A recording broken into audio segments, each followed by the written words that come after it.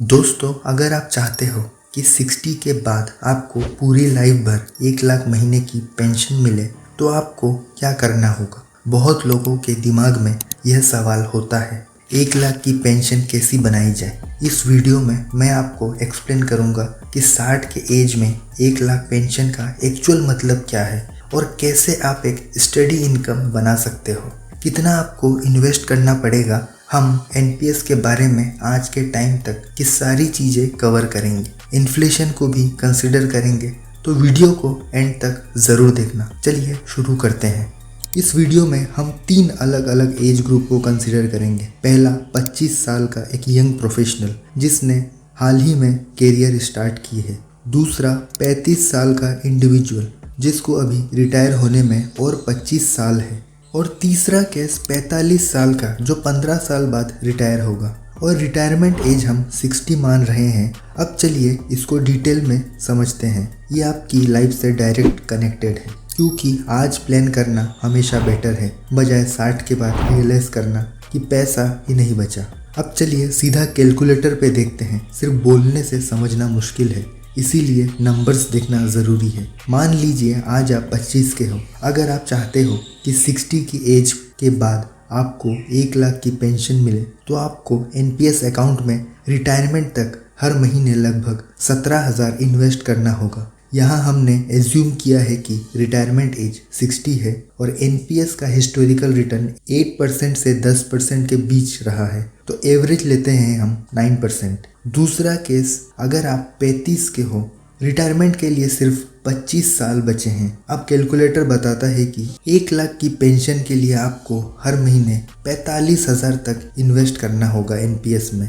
और अगर आप 45 एज के हो तो सिचुएशन और टफ हो जाता है। रिटायरमेंट के लिए बस 15 साल बचे हैं और इस केस में 1 लाख की पेंशन के लिए आपको हर महीने लगभग 1,30,000 इन्वेस्ट करना पड़ेगा।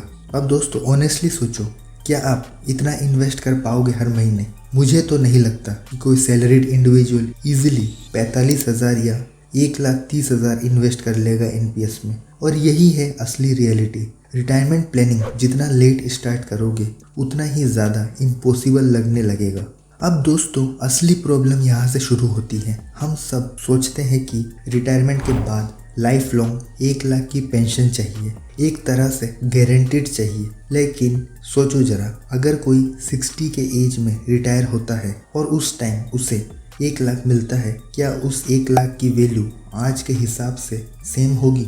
बिल्कुल नहीं। और यही हम समझने वाले हैं। सबसे पहला सवाल ये होना चाहिए कि 1 लाख पेंशन बनाने के लिए आज आपको क्या करना होगा। दूसरा सवाल, क्या वाकई 1 लाख सही टारगेट है? क्योंकि ये आज आपके घर का खर्चा हो सकता है 30,000 या 50,000। अगर आज ही 50,000 खर्चा है तो सोचो 20 से 30 साल बाद 1 लाख पेंशन काफ़ी नहीं होगा। रिटायरमेंट प्लानिंग सिर्फ बस खर्चा निकालने का प्लान नहीं है। रिटायरमेंट के बाद भी तो लाइफ जीनी है, और क्या आप खर्चे कट कर पाओगे?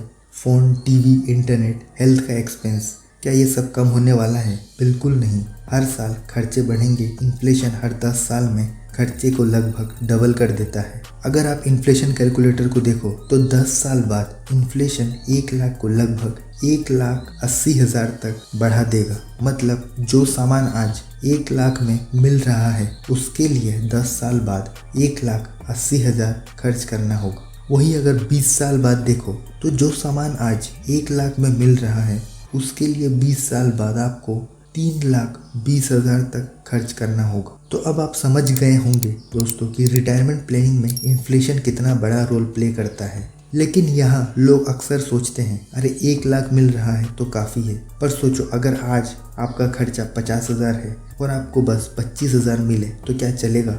नहीं।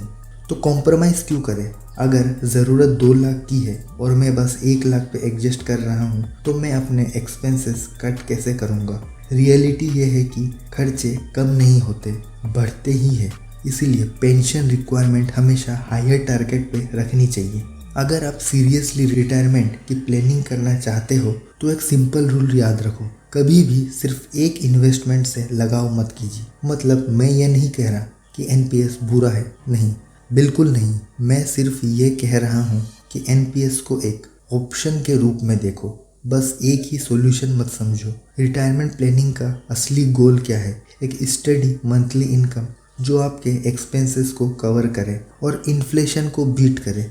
और इसके लिए हमें एक ऐसा इन्वेस्टमेंट ऑप्शन चाहिए जो इन्फ्लेशन से तेज चले और टाइम के साथ आपका पैसा बढ़ता रहे। यहीं पर आता है म्यूचुअल फंड का magic, specially SIP, systematic investment plan. आप सोच के देखो, अगर आप NPS के साथ साथ एक सिंपल सा इंडेक्स फंड में SIP करते हो तो लॉन्ग टर्म यानी 15 से 20 साल के बाद आपका रिस्क काफ़ी कम हो जाता है और एवरेज रिटर्न आपको 12% के आसपास मिलेगा। अब दोस्तों, ये 12% कोई बड़ा नंबर नहीं है, ये सिर्फ एक सिंपल इंडेक्स फंड से भी अचीव हो सकता है। मैं यहाँ मिड कैप या स्मॉल कैप की बात भी नहीं कर रहा। अभी आप अपने स्क्रीन पे SIP कैलकुलेटर देख सकते हो। मान लो आप सिर्फ 5000 की SIP करते हो अगले 20 साल के लिए, बस 5000, मतलब टोटल इन्वेस्टमेंट किया 12 लाख और आपको मिलेगा लगभग 50 लाख, यानी आपका पैसा 4 गुना बढ़ेगा। यही है पावर ऑफ कंपाउंडिंग। अब यहाँ दोस्तों 2 चीज़ें आती हैं। अगर आप यंग हो 25 से 30 के अराउंड, तो आपके पास टाइम है, मतलब छोटा अमाउंट भी आपको बड़ा कॉर्पस देगा। लेकिन अगर आप 40 के आसपास हो तो फिर सिंपल सी बात है, आपको अपनी SIP अमाउंट थोड़ी ज़्यादा रखनी पड़ेगी क्योंकि टाइम कम है और टारगेट बड़ा। इसीलिए NPS के साथ म्यूचुअल फंड SIP को मिक्स करना एक स्मार्ट अप्रोच है। अब चलिए समझते हैं कि NPS से रिटायरमेंट कॉर्पस कैसे बनेगा। 2 चीज़ें क्लियर होनी चाहिए, एक NPS से आपको कितना पैसा मिलेगा और दूसरा हमें NPS से कितना टारगेट रखना चाहिए। एग्जाम्पल लेते हैं, मान लीजिए आपको रिटायरमेंट के बाद एक ऐसी लाइफस्टाइल चाहिए जिसमें 1 लाख हर महीने की ज़रूरत होगी। अब क्या ये खर्चा लाइफ टाइम सेम रहेगा? नहीं, हर साल इन्फ्लेशन की वजह से आपके एक्सपेंस बढ़ेंगे। इसीलिए NPS के साथ साथ हमें म्यूचुअल फंड भी इंक्लूड करना पड़ेगा जो लॉन्ग टर्म में आपका पैसा ग्रो करता रहेगा। अगर आप सिर्फ NPS से 1 लाख पेंशन एक्सपेक्ट करेंगे तो ऑनेस्टली पॉसिबल नहीं है।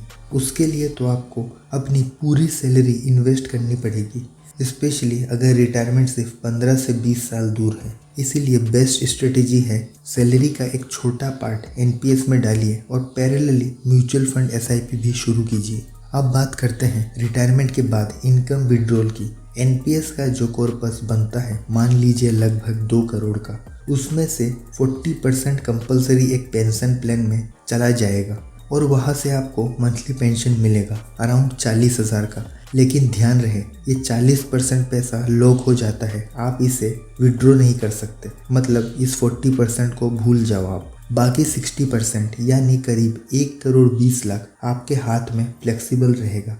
यहाँ आप SWP यानी systematic withdrawal plan mutual fund में इन्वेस्ट कर सकते हैं। यही पैसे से आप अपना एक्स्ट्रा रिटायरमेंट इनकम जनरेट करेंगे। जैसे जैसे इन्फ्लेशन बढ़ता है, पेंशन की रियल वैल्यू गिरती चली जाती है। आज के 50,000 के खर्चे फ्यूचर में सिर्फ 10,000 की पेंशन से कवर नहीं होंगे। इसीलिए आज के 50,000 के खर्चे फ्यूचर में 1 लाख की पेंशन से कवर नहीं होंगे। इसीलिए SWP स्ट्रेटेजी के थ्रू आप अपने 60% कॉर्पस को स्मार्टली यूज़ करना होगा। अब दोस्तों, यहाँ मैं SWP या SIP को डिटेल में एक्सप्लेन नहीं करूँगा। मैंने इन दोनों वीडियोस में क्लियरली एक्सप्लेन किया है सब कुछ अबाउट SWP और SIP से रिलेटेड। आप इसे ज़रूर चेक करें, आपका सारा डाउट क्लियर हो जाएगा। तो दोस्तों, अगर आप NPS और म्यूचुअल फंड दोनों में इस तरीके से इन्वेस्ट करते हो तो आपका रिटायरमेंट गोल लगभग अचीव हो सकता है। आज की वीडियो के लिए इतना ही। अगर कोई डाउट हो तो कमेंट ज़रूर करना। उम्मीद करता हूँ ये वीडियो आप सभी के लिए हेल्पफुल रहा होगा और जल्दी मिलेंगे एक नए वीडियो के साथ।